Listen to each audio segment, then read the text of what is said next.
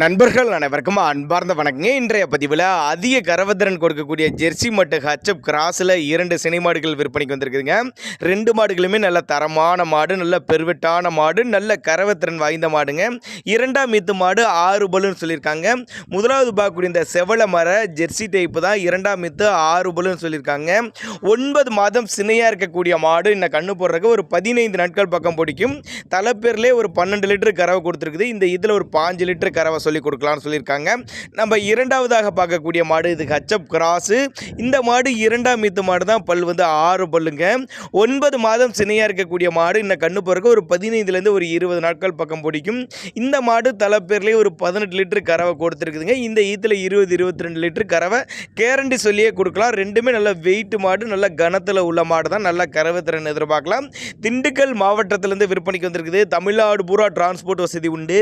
அதே மாதிரி 2 மாடுகளுக்கு சுழி தவறலாம் எதுவும் இல்லை. நெத்தி சுழி, முதுகு சுழி கரெக்டான ஸ்தானத்தில் இருக்குது. தவறான சுழி அமைப்பு எதுவும் இல்லைன்னு சொல்லியிருக்காங்க. ரெண்டுமே கறவை கேரண்டி சொல்லி கொடுக்கலாம். ரெண்டுமே நல்ல பெருவெட்டான மாடு. நேரில் வந்து பாட்டை பார்த்து செக் பண்ணியே ஓட்டுக்கலாம்.